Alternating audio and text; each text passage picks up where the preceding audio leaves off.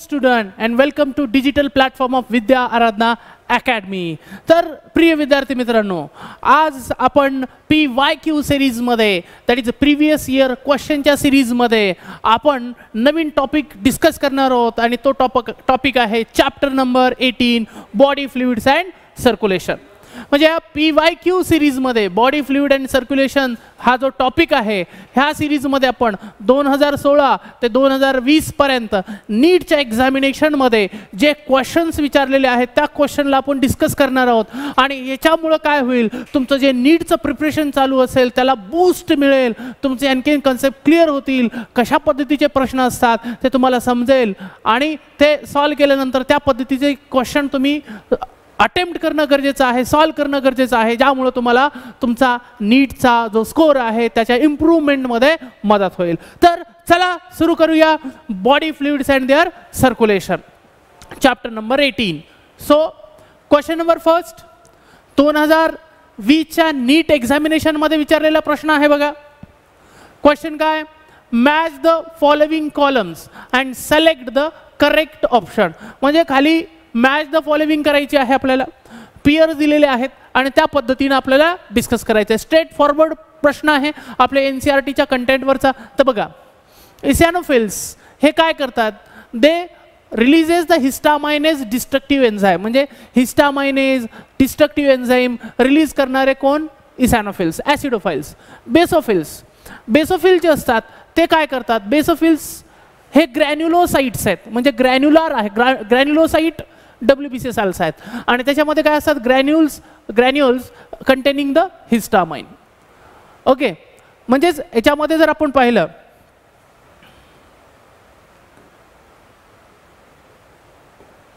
So म्हणजे याची pair असेल थर्ड, राईट. बेसोफिल्सची पेअर असेल आताच आपण सांगितलं फोर्थ. न्यूट्रोफिल्स काय असतात, फॅगोसाइटोसिस परफॉर्म करतात, they are phagocytosis cells. Second, then lymphocyte करतात इम्युन रिस्पॉन्स. आपल्या बॉडीमध्ये इम्युनिटी सिस्टीम जी असते ती कुणामुळे असते, ह्या लिम्फोसाइट्समुळे. सो लिम्फोसाइट्समुळे इम्युन रिस्पॉन्स, न्यूट्रोफिल्समुळे फॅगोसाइटिक सेल्स अँड बेसोफिल्स काय करत असतात, they are granulocyte which releases the histamine. So अशा पेअरचं आपल्याला आन्सर कोणता आहे, this is that is third, fourth, second and first. So your answer will be first. तुमचा आन्सर फर्स्ट असेल. नेक्स्ट क्वेश्चन आहे बघा, नीट 2020 मध्येच विचारलेला हा प्रश्न आहे.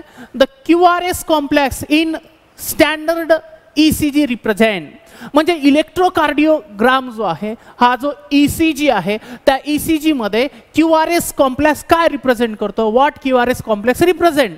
तर हा स्ट्रेट फॉरवर्ड क्वेश्चन आहे NCERT मधून. NCERT मध्ये बघा 8.3.3 हे बीट आहे पेज नंबर 286 वर आणि त्या पेजवर हे पॅरेग्राफ आहे आणि त्या पॅरेग्राफवर सरळ स्ट्रेट फॉरवर्ड क्वेश्चन विचारलेला आहे की the QRS complex in standard ECG represent.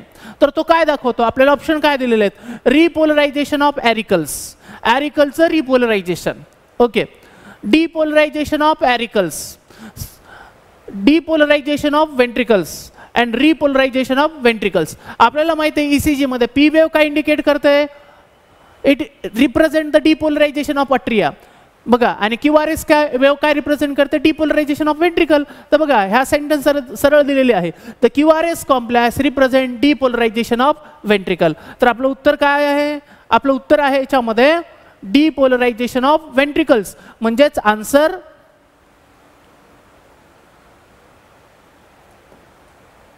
याचा आन्सर काय येईल विद्यार्थी मित्रांनो, याचा आन्सर असेल डिपोलरायझेशन ऑफ वेंट्रिकल, म्हणजेच आन्सर सी. ओके, समजलं. Next question,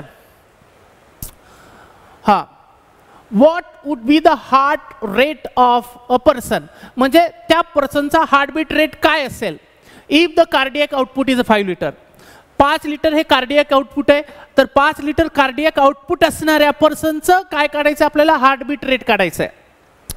the blood volume in the ventricles. आता ब्लड व्हॉल्यूम सांगितलं व्हेंट्रिकल्स मध्ये at the end of diastole.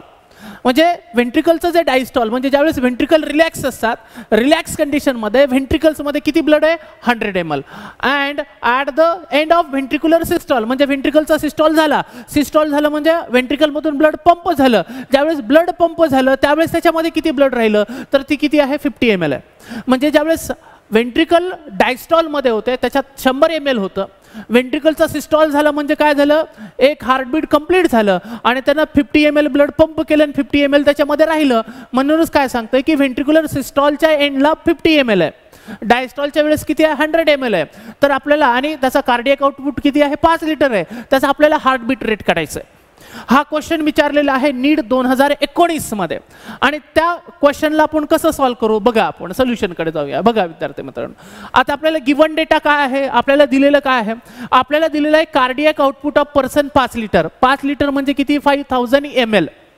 लिटरचं आपण ml मध्ये कन्वर्ट करू कारण की बाकीच्या सगळ्या क्वांटिटी ml मध्ये दिलेल्या आहेत. Blood volume in ventricle at the end of diastole. डायस्टॉलच्या एंडिंगला ब्लड किती आहे 100 ml. Blood volume in ventricle at the end of systole. सिस्टॉलच्या एंडला किती आहे 50 ml. आणि आपल्याला विचारलं काय आहे हार्टबीट रेट. हार्टबीट रेट काय आहे तर विचारलंय. तर हार्टबीट रेट कसा काढणार बघा. आपल्याकडे एक फॉर्म्युला आहे. आपल्याकडे फॉर्म्युला आहे cardiac output is equal to heartbeat into stroke volume. म्हणजे ह्या फॉर्म्युल्यावरून आपण हार्टबीट काढू शकतो. पण हार्टबीट काढण्यासाठी आपल्याकडे दोन गोष्टी असणं गरजेचं आहे. एक कार्डियक आउटपुट आणि दुसरं काय स्ट्रोक व्हॉल्यूम. आपल्याकडे कार्डियक आउटपुट दिलेलं आहे 5 लिटर पण आपल्याला स्ट्रोक व्हॉल्यूम दिलेला आहे का नाही. इथं स्ट्रोक व्हॉल्यूम आपल्याला सहजपणे दिसतंय का. डायस्टॉल म्हणजे व्हेंट्रिकल रिलॅक्स असताना 100 ml ब्लड होतं आणि व्हेंट्रिकलचं कॉन्ट्रॅक्शन झाल्यानंतर 50 ml राहिलं म्हणजे किती पंप झालं 50 ml. 50 ml हे एका सिस्टॉलमध्ये पंप होतं. So quantity of blood pumped by the heart pumped by the ventricle in one cardiac cycle. एका कार्डियक सायकलमध्ये जेवढ्या क्वांटिटीमध्ये व्हेंट्रिकल्स किंवा हार्ट ब्लड पंप करतं त्यालाच आपण काय म्हणतो स्ट्रोक व्हॉल्यूम म्हणतो. तेच आपल्याला काढायचं आहे. तर मग स्ट्रोक व्हॉल्यूम काढायचं कसं आपल्याला डिरेक्टली तर माहिती आहे पण आपल्याकडे फॉर्म्युला आहे. स्ट्रोक व्हॉल्यूम कसं काढायचं बघा. Stroke volume is equal to end of diastolic volume minus end of systolic volume. तर बघा आपल्याकडे काय दिलेलं आहे बघा. तर स्ट्रोक व्हॉल्यूम कसा निघाला. डायस्टॉलिक व्हॉल्यूम 100 ml आहे आणि सिस्टॉलिक व्हॉल्यूम किती 50 आहे. मग स्ट्रोक व्हॉल्यूम किती झालं 50 ml. आपण ऑलरेडी सांगितलं की ज्यावेळेस व्हेंट्रिकल रिलॅक्स होते त्यावेळेस 100 ml ब्लड होतं आणि त्याचं सिस्टॉल झाल्यानंतर किती राहिलं 50 राहिलं म्हणजेच 50 ml ब्लड पंप केलं. सो 50 ml हे काय झालं स्ट्रोक व्हॉल्यूम. हा काढला आपण स्ट्रोक व्हॉल्यूम. आता हा स्ट्रोक व्हॉल्यूम आणि कार्डियक आउटपुटची व्हॅल्यू आपण ह्या फॉर्म्युल्यामध्ये ठेवूया. ओके तोच फॉर्म्युला घेतला आपण cardiac output into is equal to heartbeat into stroke volume. So cardiac output किती होतं 500 ml 5000 ml. 5000 ml म्हणजे 5 litre. Heartbeat into 5 ml 50 ml. 50 ml काय आहे 50 ml हे आपलं स्ट्रोक व्हॉल्यूम आहे. तर बघा so heartbeat equal to 5000 ml divided by 50 ml. So your answer will be the heartbeat rate 100 beats per minute. आले लक्षामध्ये. तर बघा त्यामुळे आपला आन्सर काय असेल. आपला आन्सर ह्या क्वेश्चनचं असेल 100 किती असेल 100 beats per minute. म्हणजे आपला आन्सर असेल our answer will be the D. हे आन्सर असेल. कसं आलं ते समजलं असेल. ओके आपण डिटेलमध्ये डिस्कस केलं. नेक्स्ट क्वेश्चन जो आहे आपला तो नीट 2019 मध्ये विचारलेला प्रश्न आहे. काय प्रश्न आहे बघा. Match the column first with the match the column second. त्याच्यामध्ये कॉलम ए मध्ये आपल्या ECGच्या वेव्हच्या प्रॉपर्टीज वेव्स दिलेल्या आहेत आणि दुसऱ्या कॉलममध्ये ECGच्या प्रॉपर्टीज विचारलेल्या त्या वेव्हच्या प्रॉपर्टीज. तर बघा काय दिलेलं आहे. हा क्वेश्चन NCERT मधला आहे. स्ट्रेट फॉरवर्ड क्वेश्चन आहे. हा आहे NCERTच्या 8.3.3 वर पेज नंबर 286 वर आहे. तर बघा काय दिलेलं आहे पी वेव्ह. पी वेव्ह काय रिप्रेझेंट करतात कॉलम सेकंड मध्ये बघा. पी वेव्ह रिप्रेझेंट काय करते पी वेव्ह काय रिप्रेझेंट करते डिपोलरायझेशन ऑफ अट्रिया म्हणजेच फोर्थ. तर फोर्थ दिलेलं आहे सी मध्ये आणि बी मध्ये म्हणजे दोघंच आपल्याला ऑप्शन कंटिन्यू करायचे आहेत. त्याच्यानंतर QRS काय रिप्रेझेंट करते अगोदरच्याच प्रश्नामध्ये पाहिलं आपण. QRS जे आहे ते काय रिप्रेझेंट करतं डिपोलरायझेशन ऑफ व्हेंट्रिकल्स. तर बघा कोणता ऑप्शन आहे फर्स्ट.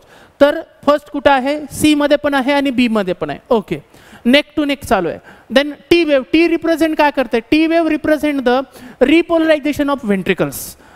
तर रिपोलरायझेशन ऑफ व्हेंट्रिकल कुठं आहे, फर्स्ट आहे, राईट. तर सी मध्ये पण फर्स्ट आहे आणि बी मध्ये पण फर्स्ट आहे, म्हणजे आणखीन दोन्ही आहेत. आता फक्त लास्टला टर्मिनेट करायचं आपल्याला.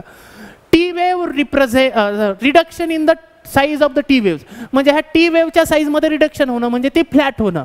टी वेव्ह फ्लॅट झाली तर काय होतं, तर सी मध्ये काय दिलेलं आहे, 5वं, रिपोलरायझेशन ऑफ अट्रिया. ते होतच नाही, रिपोलरायझेशन ऑफ अट्रिया इथं ही टी वेव्ह दाखवतच नाही, त्यामुळं सी ऑप्शन नाहीच. मग राहिलं कोणतं ऑप्शन, फक्त बी.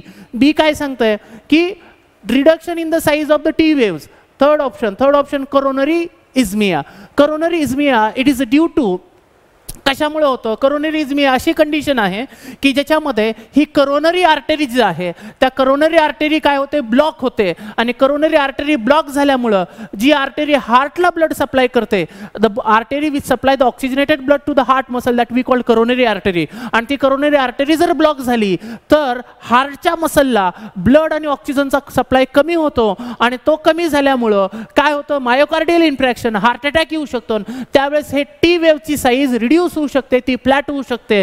म्हणजेच आपली जी तिसरी ऑप्शन आहे coronary ischemia, that is a correct. So our answer, आपला आन्सर काय येईल, बी.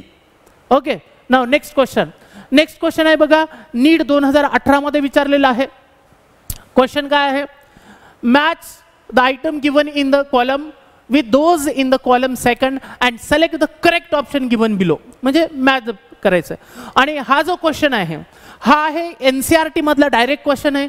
बीट नंबर 18.1.1 प्लाझ्मा ब्लड प्लाझ्माचा पॅरेग्राफ आहे, पेज नंबर 200, राईट 79 वर, राईट 279 वर हा पॅरेग्राफ आहे बघा. आपण हा पॅरेग्राफ इथं पेस्ट केलेला तुमच्या रेफरन्ससाठी.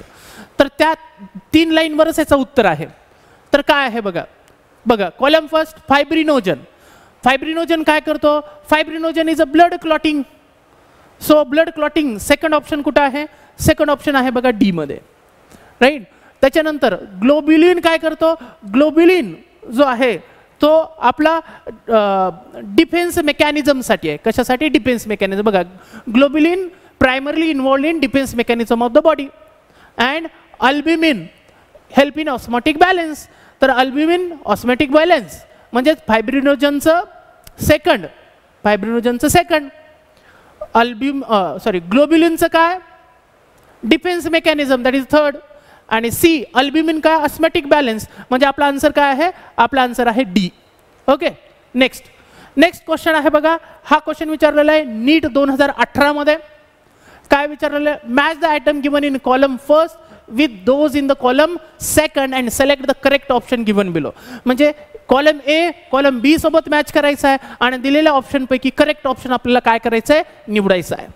तर बघा कॉलम ए मध्ये काय दिलेले आहेत, आपल्या हार्ट मधले वॉल्व्स दिलेले आहेत, ट्रायकस्पीड, बायकस्पीड, सेमिल्युनर वॉल. आणि कॉलम 2 मध्ये काय दिलेलं आहे, त्यांचं लोकेशन दिलेलं आहे, ते कुठे प्रेझेंट असतात. तर बघा पहिलं ऑप्शन आहे ट्रायकस्पीड वॉल. ट्रायकस्पीड वॉल कुठं प्रेझेंट असतो, तर बघा आपल्याला ह्या डायग्राम मध्ये दिसेल बघा ट्रायकस्पीड वॉल, ह्या ठिकाणी दाखवलेलं ट्रायकस्पीड वॉलचं लोकेशन. तर ट्रायकस्पीड वॉल कुठं असतो, राईट अट्रिया आणि राईट व्हेंट्रिकलच्या ओपनिंगला. म्हणजेच राईट अट्रिओ व्हेंट्रिक्युलर ओपनिंगला कोणता वॉल असतो, ट्रायकस्पीड. तर मग ट्रायकस्पीडची जोडी कुठं आहे बघा, ट्रायकस्पीड वॉल. तर कुठं प्रेझेंट असणार आहे, त्याचा ऑप्शन काय, between the right atria and right ventricle. तर म्हणजेच ए ची जोडी आहे कितवी, तिसरी. सो ए ऑप्शन मध्ये आहे.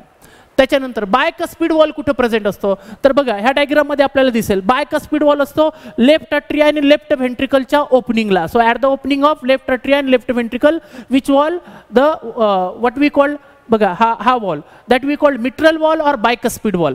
तर बायकस्पीड वॉल कुठे आहे, लेफ्ट अट्रिया आणि लेफ्ट व्हेंट्रिकलच्या याच्यावर. So option first left atria आणि left ventricle. So what will be, tricuspid third, bicuspid first आणि सेमिल्युनर वॉल कुठं आहे, semilunar valve between the right ventricle and pulmonary artery. तर बघू शकतात हा आपला राईट व्हेंट्रिकल आहे आणि हा पल्मनरी आर्टरी. तर ह्या ठिकाणी काय असतो बघा, ह्या ठिकाणी असतो pulmonary valve. So pulmonary valve is present at the right ventricle and pulmonary artery. Is it clear. So आपला आन्सर काय असणार आहे, आपला आन्सर असणार आहे कोणतं,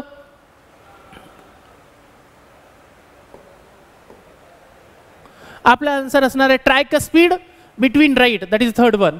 बायकस्पिड वॉल कुठं असतो? बिटवीन लेफ्ट अट्रिया आणि left ventricle, that is first. आणि सेमिल्युनार वॉल कुठं असतं? Between the right ventricle and pulmonary artery. So answer first. Okay, now next question बघा. नेक्स्ट क्वेश्चन आहे नीट 2017 मध्ये विचारलेला. Adult human RBC are N nucleated, म्हणजे ॲडल्टच्या ज्या आरबीसी असतात त्या कशा असतात? एन न्यूक्लिएटेड, म्हणजे त्या विदाउट न्यूक्लियस असतात. Which of the following statement is are most appropriate explanation of this picture. बघा की आरबीसी ॲडल्टच्या एन न्यूक्लिएटेड असतात. ह्या स्टेटमेंटला जस्टिफाय करणारा, त्या स्टेटमेंटला एक्सप्लेन करणारं खालीलपैकी किती स्टेटमेंट आहे ते आयडेंटिफाय करायचं. बघा काय दिलेलं आहे.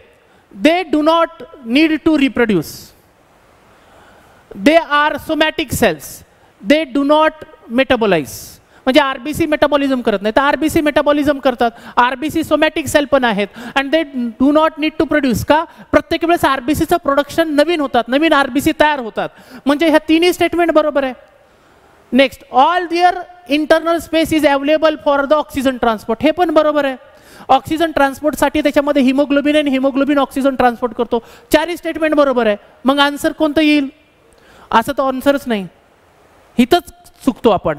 कारण की प्रश्नात काय विचारलेलं आहे? Adult human RBC are N nucleated, म्हणजे त्यांनी एक स्टेटमेंट दिलेले आहे की ॲडल्टच्या आरबीसी नॉन न्यूक्लिएटेड असतात. मग ह्या नॉन न्यूक्लिएटेड का असतात त्याला एक्सप्लेन करणारं खालीलपैकी स्टेटमेंट कोणतं?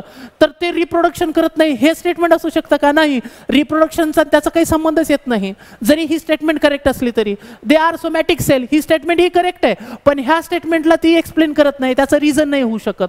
दुसरं की दे आर नॉट ते मेटाबॉलिझम तर करतात त्यामुळे हे होत नाही. So only fourth one, all their internal space is available for the transport of oxygen. की आरबीसी मधला आरबीसी जो आहे त्या आरबीसी मधून सेल ऑर्गॅनिल्स नसतात. त्याचं कारण आहे हिमोग्लोबिनला जागा दिली जाते आणि हिमोग्लोबिन काय करतो? ऑक्सिजन ट्रान्सपोर्ट करतो, म्हणून तो एन न्यूक्लिएटेड असतो.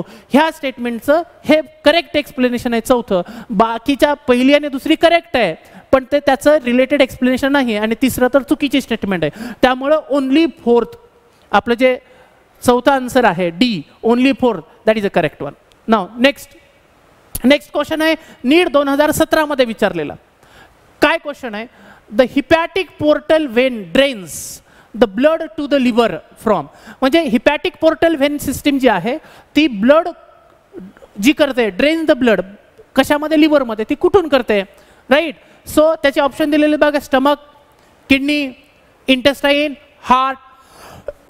हा डायरेक्ट क्वेश्चन आहे बघा. आपल्या हे NCERT मध्ये 18.6 एक बीट आहे डबल सर्क्युलेशन, पेज नंबर 286 आणि 287 याच्यावरचं बीट आहे डबल सर्क्युलेशन. त्याच्या रिलेटेड प्रश्न आहे. तर बघा समजून घेऊया या प्रश्नाला. तर काय असतं बघा, आपल्या बॉडीमध्ये एक स्पेशलाइज्ड सर्क्युलेटरी सिस्टीम आहे. इथं सांगितलेलं आहे बघा काय? The hepatic portal carries the blood from intestine to liver before it is deliver to the systematic circulation. म्हणजे एक स्पेशल सिस्टीम आहे जी काय करते? डायजेस्टिव्ह सिस्टीमला कशासोबत कनेक्ट करते? डायजेस्टिव्ह सिस्टीमला कनेक्ट करते कशासोबत? It connect the digestive system with what we call the liver. तर तुम्ही डायग्राम मध्ये बघू शकतात बघा की हे बघा ब्लड आलं, हे कुठं? Digestive system. बघा ही इथं डायजेस्टिव्ह सिस्टीम सांगितलं. आता डायजेस्टिव्ह सिस्टीम मध्ये काय असणार आहे? There will be the what? Stomach असणार आहे, इंटेस्टाईन. हे दोन मेजर ऑर्गन आहेत डायजेशन आणि ॲब्सॉर्प्शनचे. स्टमकमध्ये पण थोड्या प्रमाणामध्ये ॲब्सॉर्प्शन होतं, इंटेस्टाईनमध्ये पण होतं. मग जे फूड डायजेस्ट करून ॲब्झॉर्ब केलेलं आहे ते कोण कॅरी करतं? Hepatic portal vein. कुठं आणते? लिव्हरमध्ये. So there is a special system that connect digestive tract with the liver. मग त्या डायजेस्टिव्ह ट्रॅकमध्ये स्टमक पण येईल आणि इंटेस्टाईन पण येईल.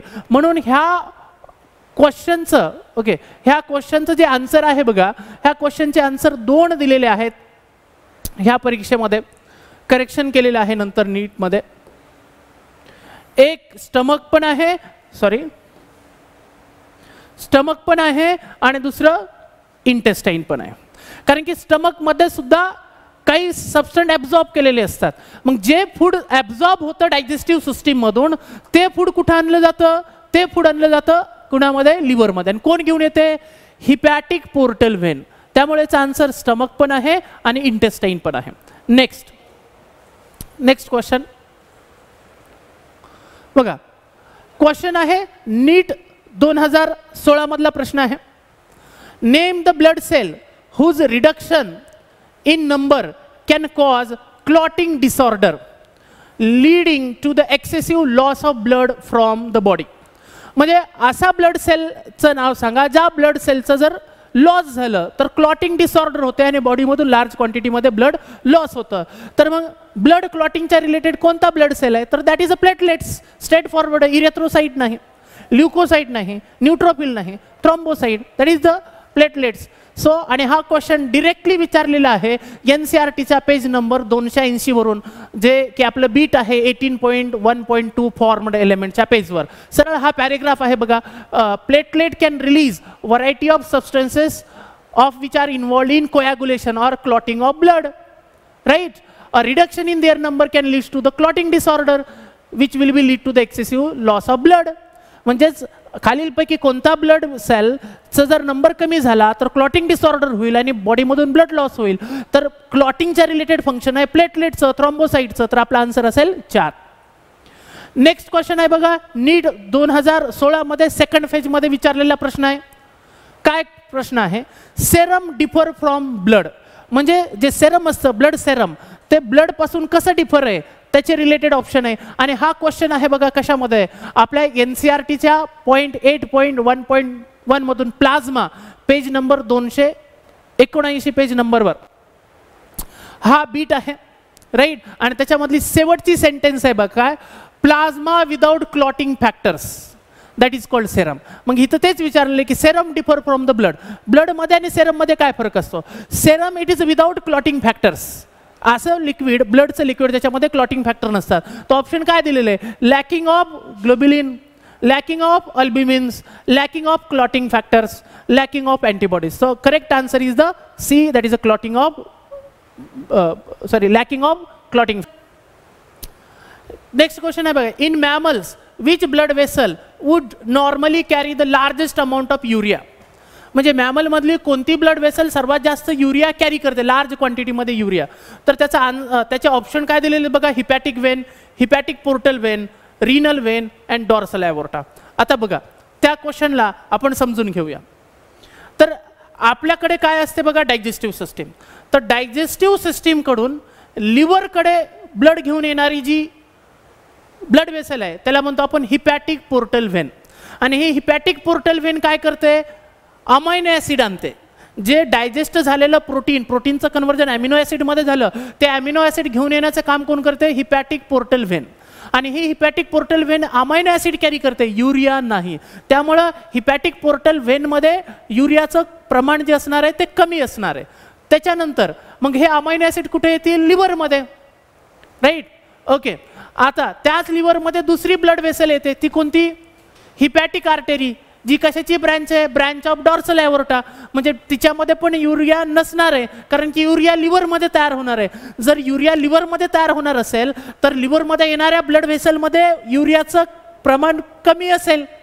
म्हणजेच हिपॅटिक पोर्टल व्हेनमध्ये कमी, डॉर्सल ॲओर्टामध्ये पण कमी, कारण की युरिया कुठं बनणार आहे? लिव्हरमध्ये. आता लिव्हरमध्ये होती युरिया सायकल, ती तुम्हाला माहित आहे, आणि त्याच्यापासून तयार होतो युरिया. आणि आता हा युरिया घेऊन जाणारी ब्लड वेसल कोणती? तर ती आहे हिपॅटिक वेन. तर हिपॅटिक वेनमध्ये युरियाचं प्रमाण सर्वात जास्त असतं. तुम्हाला आन्सर भेटलं? आन्सर सहज समजलं असेल.